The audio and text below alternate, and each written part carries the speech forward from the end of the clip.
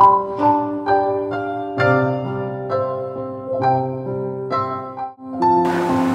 sertamu.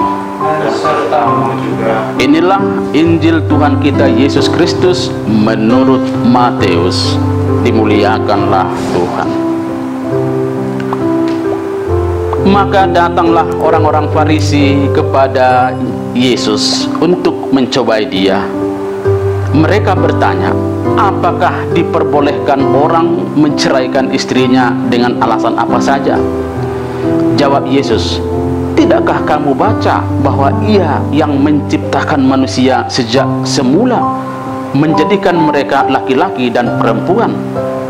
Dan firman-Nya, sebab itu laki-laki akan meninggalkan ayah dan ibunya dan bersatu dengan istrinya, sehingga keduanya itu menjadi satu daging. Demikianlah mereka bukan lagi dua, melainkan satu. Karena itu apa yang telah dipersatukan Allah tidak boleh diceraikan manusia.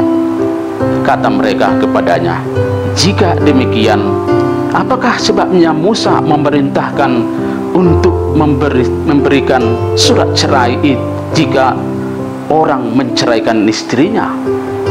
Kata Yesus kepada mereka, karena ketegaran hatimu, Musa mengizinkan kamu menceraikan istrimu, tetapi sejak semula tidaklah demikian. Tetapi aku berkata kepadamu, barang siapa menceraikan istrinya kecuali karena zina, lalu kawin dengan perempuan lain, ia berbuat zina. Demikianlah Injil Tuhan. Terpujilah Kristus. Saudara, saudari yang dikasihi Tuhan, Injil yang baru saja kita dengar mengetengahkan kepada kita perihal pertanyaan orang Farisi kepada Yesus tentang penceraian. Orang Farisi bertanya kepada Yesus, apakah diperbolehkan orang menceraikan istrinya dengan alasan apa saja? Sebenarnya pertanyaan ini adalah cara orang Farisi menjebak Yesus untuk mencari kelemahannya. Entah Yesus menjawab ya atau tidak, Yesus pasti disalahkan. Memang pada saat itu masalah penceraian lagi asyik dan serius didiskusikan di tengah-tengah orang Yahudi. Yesus tidak langsung menjawab pertanyaan orang-orang Farisi itu, tetapi mengingatkan mereka akan apa yang tertulis dalam kitab suci. Yesus lalu mengacu pada apa yang tertulis dalam kitab Kejadian ini. Maka Allah menciptakan manusia itu menurut gambarnya, menurut gambar Allah diciptakannya dia, laki-laki dan perempuan diciptakannya mereka. Sebab itu seorang laki-laki akan meninggalkan ayahnya dan ibunya dan bersatu dengan istrinya, sehingga keduanya menjadi satu daging. Bagi Yesus amatlah jelas bahwa sifat perkawinan itu adalah kekal. Kekal artinya sesuatu keadaan yang tidak mungkin diakhiri dan diubah.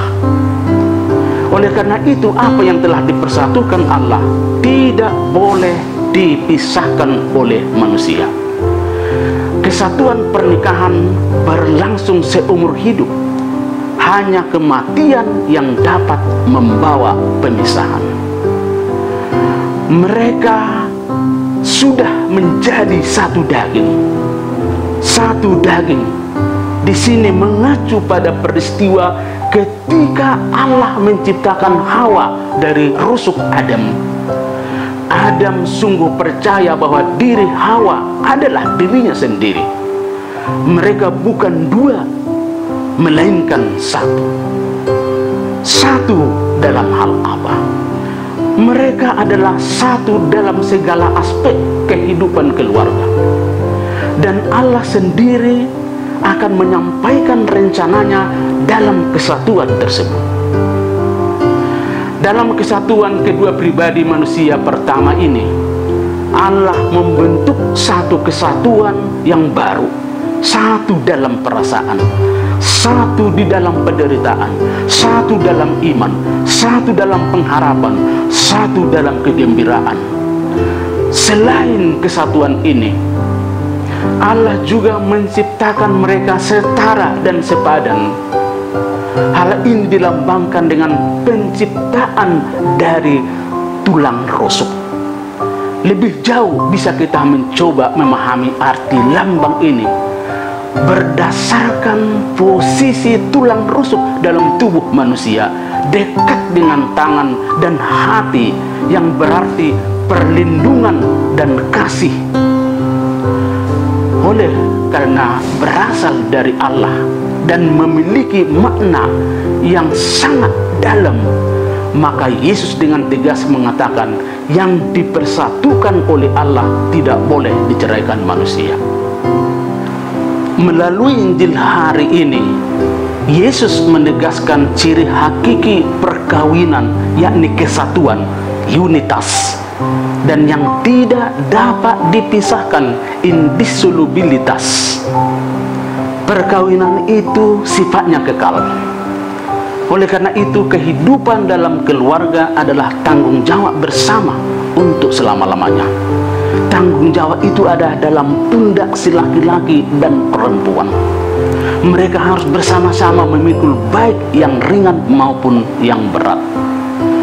Mereka harus bersama-sama merasakan hal yang menggembirakan pun yang menyedihkan. Mereka harus bersama-sama berjalan dalam suasana gelap atau terang. Mereka harus bersama-sama merasakan yang dingin atau yang hangat. Dan itulah isi dari janji pernikahan mereka. Yesus ingin menandaskan bahwa perkawinan itu adalah kudus dan mulia. Mengapa dikatakan kudus? Karena Allah lah yang mempersatukan laki-laki dan perempuan. Allah campur tangan di dalam proses mempersatukan. Allah punya rencana dalam keluarga yang baru. Allah menghendaki agar keluarga mengerti dan ikut serta menjaga misteri perkawinan itu, yakni kesatuan.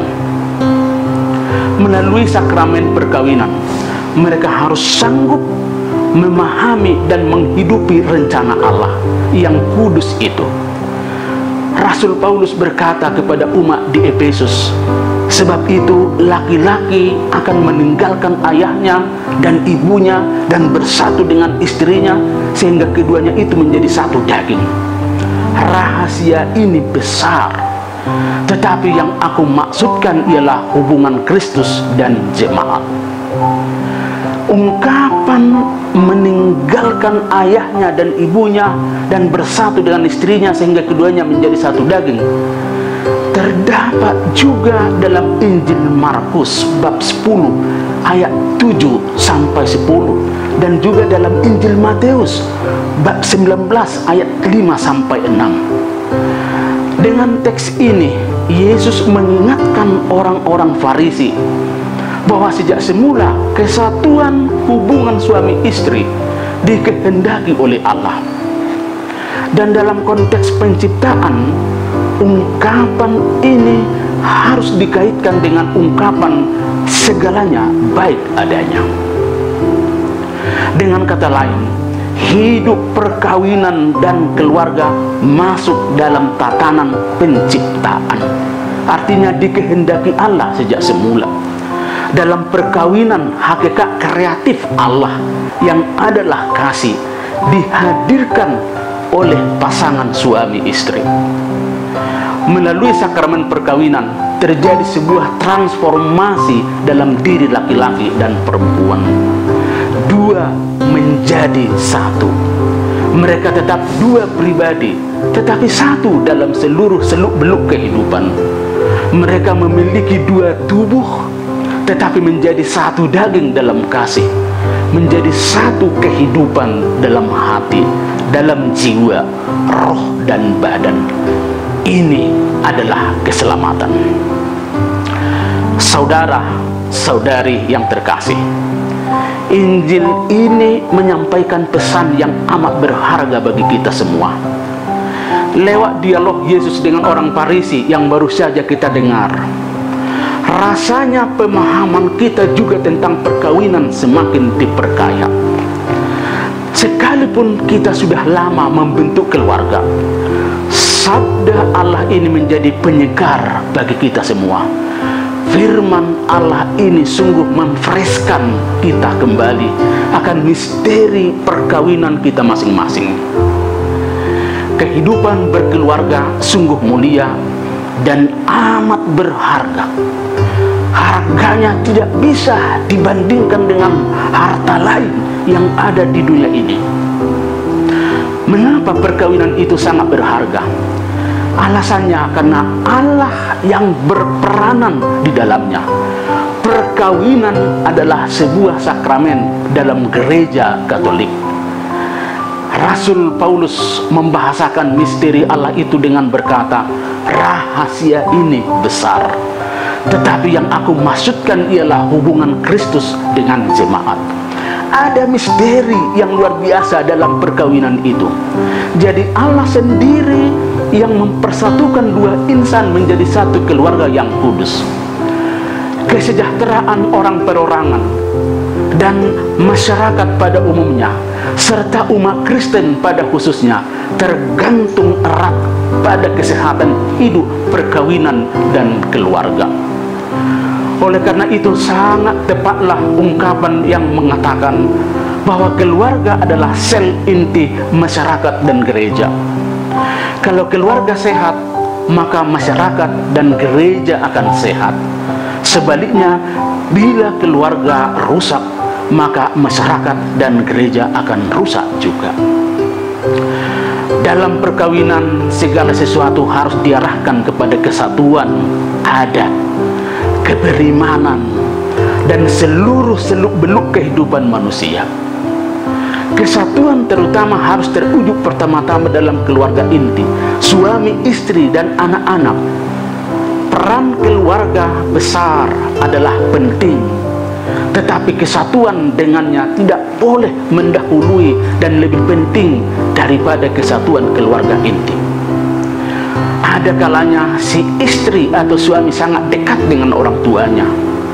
Hal ini tidak akan menjadi masalah kalau dilakukan secara transparan dan tidak menjadi prioritas utama melebihi kesatuan keluarga inti.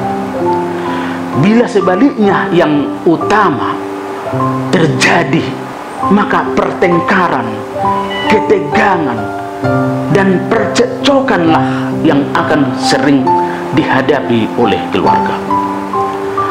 Pada zaman ini semakin banyak dan kompleks masalah-masalah yang dihadapi oleh keluarga. Dalam situasi seperti ini, kalau ada egoisme, bukan kasih dan kesatuan serta pengorbanan yang diutamakan, maka bahaya yang akan dihadapi sudah jelas, perceraian. Orang akan lupa apa yang telah dijanjikan pada saat mengungkapkan janji nikahnya. Akhirnya suami atau istri atau keduanya tidak mau dan tidak mampu lagi melihat dan menerima rencana Allah dalam situasi sulit itu. Maka jalan keluar yang akan dipilih adalah penceraian. Seolah-olah dengan penceraian hidup akan lebih baik. Sebaliknya, masalah umumnya akan semakin kompleks karena masalah yang ada tidak diselesaikan dan masalah baru, misalnya dengan anak-anak, akan muncul.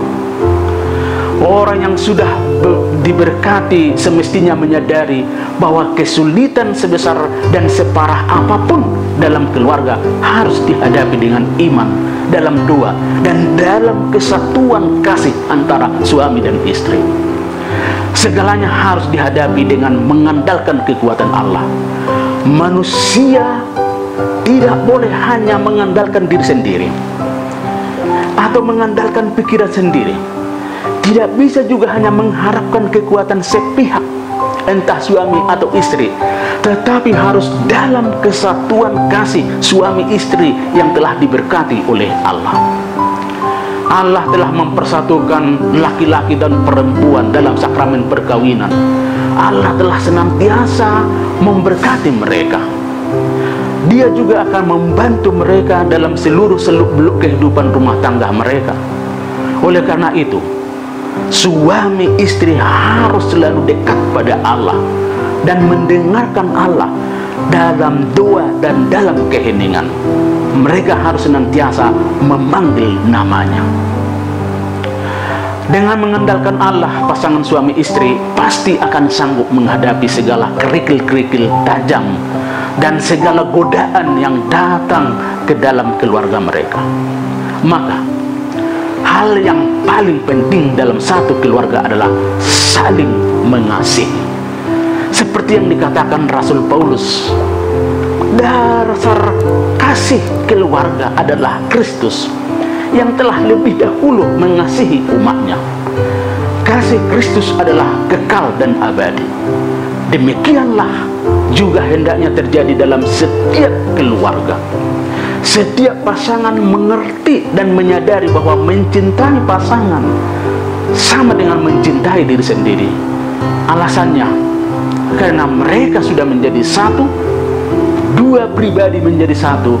Mereka bukan dua lagi, tetapi satu di dalam Tuhan.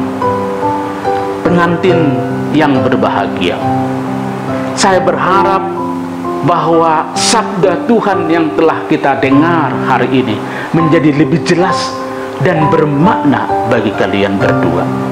Sekali lagi, sakramen perkawinan adalah sebuah misteri dari Tuhan. Upacara yang sedang kita laksanakan adalah sebuah perayaan iman, perayaan misteri kudus. Satu perayaan dengannya dimulai sebuah keluarga kudus yang berasal dari Allah. Peganglah sabda Tuhan ini dalam hidup kalian. Hidupilah pesan ilahi sabda Tuhan ini dalam seluruh seluk-beluk kehidupan kalian berdua. Sebentar lagi kalian mau berjanji di hadapan orang tua kalian, di hadapan saksi, di hadapan pengurus gereja, di hadapan imam, terutama di hadapan Allah. Hidupilah janji setia kalian itu. Nyatakanlah janji itu dalam hidup kalian seumur hidup. Sekali berjanji, tetap berjanji. Apapun yang terjadi dalam keluarga kalian berdua, tidak akan pernah boleh memikirkan untuk membatalkan perkawinan atau berpikir untuk cerai.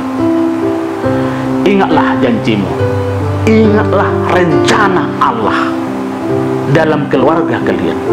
Allah memilih kalian berdua dan menyatukan kalian dalam satu keluarga karena Allah mempunyai rencana khusus dalam kehidupan kalian. Semoga kalian senantiasa diberkati oleh Allah. Semoga Allah selalu mengabulkan segala apa yang kalian harapkan, dan semoga kalian berbahagia dalam keluarga baru kini dan sampai selama-lamanya. Amin.